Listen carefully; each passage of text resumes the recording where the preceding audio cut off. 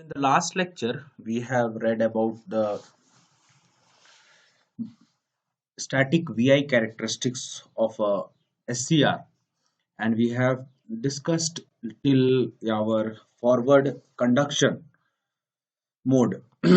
We have discussed about forward blocking mode and forward conduction mode. So now we'll be continuing our lecture there, and then we will revise our things here. So we have left over at forward, sorry, reverse blocking mode. Okay, reverse blocking mode. Reverse means voltage across a across an SCR is negative. Okay, so here, as you can see here, anode is positive, cathode is negative. So anode will be negative and cathode will be positive. So I am reversing this. So this is the this is happening here. Anode is negative, and cathode is positive. So when you connect these things like this, it what happens to the junctions? So your J1 junctions will be reverse bias, J2 will be forward bias, and J3 will be reverse bias. So it is offering a very high resistance to the current flowing across it. So that's why there will be a very minimum amount of current will be flowing across it, right? The minimum amount of current flows through it. As you can see here, this is the minimum amount of current that is flowing. Now once if you increase the voltage level, that means if you increase the voltage here in the reverse bias condition, so if you increase this voltage VBR, if you increase this voltage, the current will also increase, and there will be a time that there is a breakdown here. Okay, so this region shows you a breakdown. So I can, this is P, this is O, and this is Q. So this is the breakdown region. The current increases very rapidly without there is an increase, because already almost this you can expect that the resistance which is provided is almost negligible. It has been converted. J1 and J2 is braked. Okay, so that's why in the reverse bias condition, so the current is actually coming from, not from this side, because the current is negative. Okay, so mind it like this: current is negative, that means current is not from this side, current is actually coming from this side.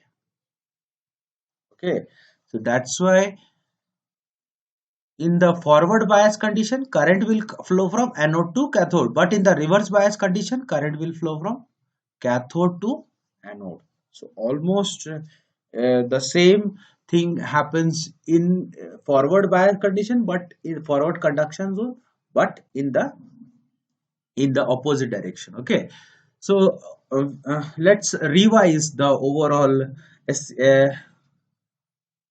uh, SCR characteristics, and then we will okay, one more thing we need to discuss is here is that latching current and holding current. Okay, so latching current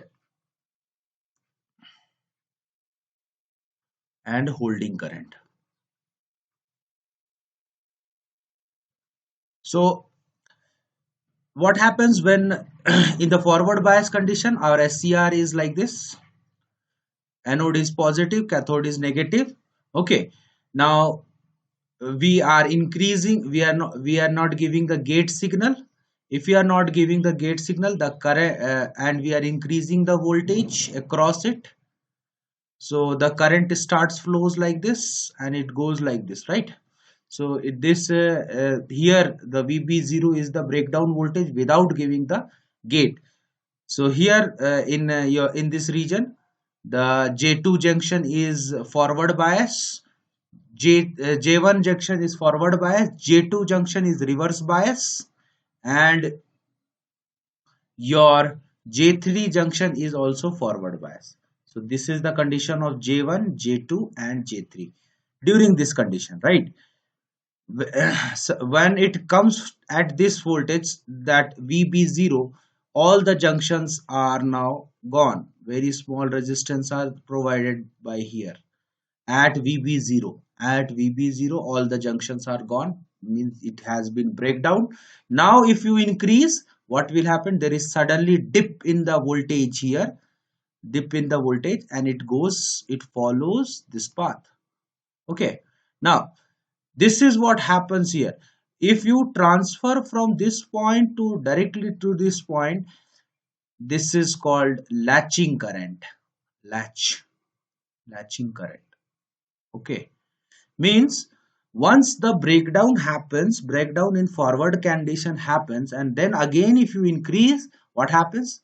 The current will increase, but the voltage dips. Voltage across the SCR dips. So it can be defined as, it is the minimum value of anode current which must be attained during turn on process to maintain the conduction when gate signal is removed. Okay, now here we are not using gate signal. Okay, you can write it. It is defined as the minimum value of anode current which must be attained during turn on process to maintain the conduction when gate signal is removed. Okay, or you can say that the gate pulse width be chosen to ensure that the anode current rises above the latching current. So this is the latching current, is the minimum amount of current that you need to make the anode to conduct. Okay, now similarly, while the holding current, if you turn off the device, suppose this is your device and this is conducting, so this is offering very minimum resistance across it. Now it is conducting here. Okay, now if you want to come back to the off state, so what will happen? You want to achieve this type of resistance, right? Again you want to achieve this type of resistance, J1, J2, J3 should be like this, right, during off state. So from here to here means you are again you are going to increase the resistance, or you can say that you want to make a breakdown potential there. Okay, so if you want to increase the resistance, what happens? That the current that is going to flow at this condition, the current is very high, and at this condition that current is decreases, right?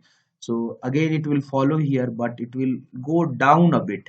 Okay, so here this during off, when you come from on to off, I'm repeating it, when you come from on to off, the minimum amount of current that tells you that it is in off condition, that is called as holding current. Okay, so it is defined as the minimum value of anode current below which SCR gets turned off. Okay, it is minimum amount of anode current below which SCR turned off. So basically I can say that the latching current is greater than holding current. So holding current deals with off conditions and latching current deals with on condition. Okay, so this is the whole picturization from your conduction to from your blocking, forward blocking to latching to your forward conduction zone. Okay, now if you increase the gate current, if this gate current is not equal to 0, if you increase the gate current, your breakdown level decreases. Okay, so breakdown level decreases, that means you can achieve this characteristics by giving very small amount of current. So that's why gate circuit is available here to turn on. Okay, gate circuit is available for to turn on, but for turning off you don't have any circuit, you can't. This is the demerit of SCR demerit is you can turn it on but you can't turn it off. Okay, so that's the problem. So this is what the overall SC, SI characteristics of our gate, of our SCR. Let us discuss the dynamic characteristics. Okay, so here you can say that the switch is in your uh, forward bias but off condition. Okay, here it is forward bias on condition, and here reverse bias off condition. Okay, but here reverse bias unstable condition, you can say. Switch must not current a reverse current, any back current. Opposite current must not be conducted. Always current flows from anode to cathode. I hope this must be clear. Okay.